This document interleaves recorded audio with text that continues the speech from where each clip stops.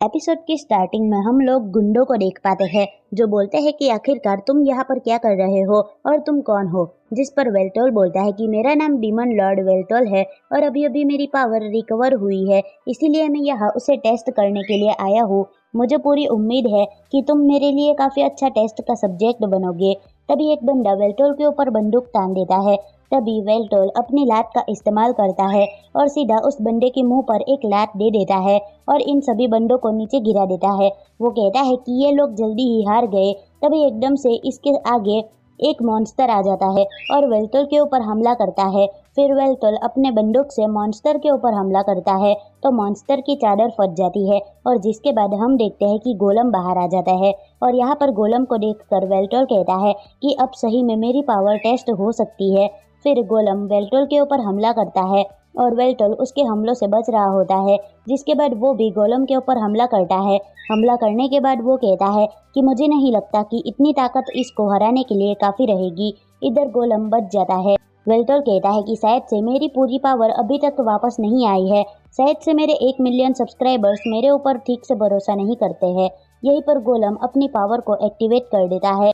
फिर वेल्टोल भी गोलम के पास लड़ाई करने के लिए आ जाता है और इन दोनों की लड़ाई स्टार्ट हो जाती है। तभी गोलम वेल्टोल के सर को काट देता है। अब ये देखकर ताकाहाशी बहुत ही ज्यादा डर जाती है। तभी वेल्टोल का सर बोलता है कि देखो, तुम में दम तो बहुत है, लेकिन तुम्हारे अंदर एक्सपीरियंस की कमी है, इसलिए तुम मुझसे ठीक से लड़ाई नहीं कर पा रहे। फिर वेल्टोल का शरीर अपने सर को लगा देता है और अपनी अल्ट्रा पावर को भी ऑन कर देता है और एक तलवार को समन कर देता है। जिसके बाद एक ही बारी में वो उस गोलम को हरा देता है। फिर ताकाहाशी यहाँ पर आ जाती है और बोलती है कि आखिरकार ये सब हो क्या रहा है। तभी वेल्टोल कहता है कि ये रहा तुम्हारा क्यूब जिसकी तुम तलाश कर रही थी, आखिर ये है क्या। ताकाहाशी कहती है कि असल में ये एक स्टोरेज डिवाइस है जिसके अंदर डेटा स्टोर किया जाता है। लगता है कि हमें इसके अंदर चेक करना होगा कि आखिरकार इसके अंदर है क्या। और जिसके बाद वो अपने कंप्यूटर पर इसको रख देती है और डेटा ओपन हो जाता है और इस डेटा के अंदर एक लिस्ट निकलती है जिसके अंदर सारे इमोर्टल्स का नाम होता है।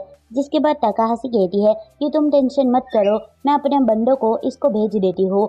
डेटा भेजने के बाद ये उसको कॉल करती है लेकिन वो बंदा कॉल नहीं उठाता। ताकाहाशी कहती है कि वो बंदा कभी भी मेरी कॉल पिक नहीं करता। जिस पर वेल्टोल कहता है कि चाहे कुछ भी हो जाए हमें उसके पास जाना होगा क्योंकि मेरे इमोर्टल्स के यहाँ पर कुछ होने वाला है, मुझे इसे रोकना होगा। फिर नेक्स्ट सीन में ये लोग एक बड़ी बिल्डिंग के पास आ जाते हैं। ताकाहाशी कहती है कि ये सबसे बड़ी और सबसे महंगी बिल्डिंग है। वेल्टोल कहता है इसका मतलब तुम्हारा क्लाइंट काफ़ी मोटी पार्टी है। जिसके बाद ये लोग अंदर आ जाते हैं। फिर ये लोग लिफ्ट के अंदर भी आ जाते हैं। फिर नेक्स्ट सीन में ये लोग 13th फ्लोर पर पहुंच जाते हैं। ताकाहाशी कहती है कि हमें ध्यान से चलना होगा। वेल्टोल बोलता है तुम चिंता मत करो, तुम मेरे साथ आई हो और मैं एक डीमन लॉर्ड हूँ, इसीलिए मैं यहाँ पर सबको बचा कर रहूँगा। फिर ताकाहाशी डोर बेल को क्लिक करती है लेकिन अंदर से कोई आवाज़ नहीं आती। जिसके बाद वेल्टोल दरवाजे को टच करता है और उसे पता चलता है कि दरवाज़ा खुला हुआ है। फिर ये लोग अंदर आ जाते हैं और आते ही इनको काफ़ी बदबू आती है। फिर ताकाहाशी को उसका क्लाइंट मिल जाता है। वो कहती है क्या तुम सो रहे हो, लेकिन तभी वो देखती है कि उसका क्लाइंट तो मर चुका है। फिर वेल्टोल बोलता है इसे किसी बंदे ने तलवार से मारा है और इसके सीने में छेद कर रखा है और इसका खून सूख चुका है, इसका मतलब इसे कुछ दिनों पहले ही मारा गया था। ताकाहाशी कहती है यानी इसका मर्डर हुआ है। जिस पर वेल्टोल कहता है कि अगर कोई बंदा इसका मर्डर करने आया था तो आखिरकार उसने इसका फैमिलिया क्यों तोड़ दिया। ताकाहाशी कहती है इसका मतलब वो यहाँ पर इंफॉर्मेशन खत्म करने आया था जो उसके फैमिलिया में था। तुम चिंता मत करो, यहाँ पर हमेशा ये अपने फैमिलिया का डेटा अलग स्टोर करके रखता है। वो उसे ढूंढने लग जाती है। फिर उसे एक लैपटॉप दिखाई देता है एंड वो बोलती है कि शायद इसके अंदर डेटा हो सकता है। फिर वो लैपटॉप को यहाँ पर रख लेती है और उसे हैक करके खोल देती है, लेकिन उसकी सारी फाइल ब्रोकन हो चुकी होती है। तभी वेल्टोल बोलता है कि शायद से इस फाइल को सही से अरेंज करने की ज़रूरत है। जिसके बाद वो वैसा ही करती है और एक नया फोल्डर खुल जाता है। फिर हम ताकाहाशी के क्लाइंट को देख पाते हैं। वो बोलता है कि अगर तुम लोग ये वीडियो देख रहे हो इसका मतलब मैं मर चुका हूँ। वैसे मैं ये लाइन बोलने के लिए कब से बेकरार हो रहा था, तो आज मैं तुम लोगों को बताऊंगा कि हमारे शहर किस तरीके से चल रहा है। हमारा शहर एक बुरी चीज़ के ऊपर चल रहा है और उसका नाम है ईथर एनर्जी। दरअसल ईथर एनर्जी इलेक्ट्रिसिटी को लेती है और मैजिक बनाती है और बाकी सब चीज़ों में डिस्ट्रीब्यूटर है और हमारे शहर के ठीक नीचे उसका बेस लगा हुआ है जहाँ से ईथर एनर्जी को खींचा जाता है और समय डिस्ट्रीब्यूटर है।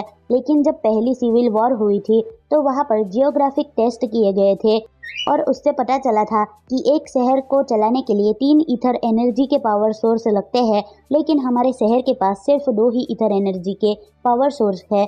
तो देखने वाली बात ये है कि आखिरकार हमारा शहर चल कैसे रहा है। अब इन सब चीज़ों से एक ही चीज़ साबित होती है कि हमारे शहर को दूसरी एनर्जी सोर्स मिल गया है और उस सोर्स का नाम है इमोर्टल फ्यूजन।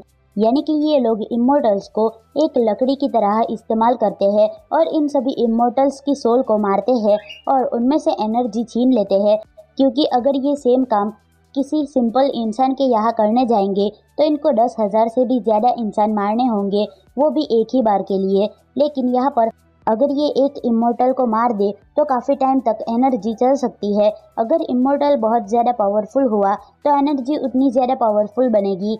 महीने पहले से ही मैं इसी चीज़ के ऊपर रिसर्च कर रहा था, लेकिन यहाँ पे शहर के गुंडे लोगों ने इसका पता लगा लिया था और उस वजह से मैं अब इसके ऊपर रिसर्च नहीं कर सकता था। इसलिए मैंने यहाँ पर अपनी एक हैकर दोस्त को ये काम करने के लिए दे दिया और उससे मुझे पता चला कि युकागिल इमोर्टल की लिस्ट हमारे शहर को सेल करने वाला है और इसका सिर्फ एक ही मतलब है कि ये लोग फिर से इमोर्टल्स को मारने वाले हैं और उनको जलाने वाले हैं।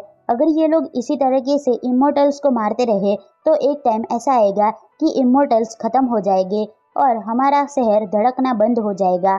इसीलिए मैं चाहता हूँ कि अगर तुम लोग ये वीडियो देख रहे हो तो इसके पहले कि प्रॉब्लम्स बढ़ जाए, प्लीज़ इन सब चीज़ों को रोक दो और मुझे माफ़ कर देना कि मैं तुम्हारे ऊपर इतनी बड़ी जिम्मेदारी सौंप कर जा रहा हूँ।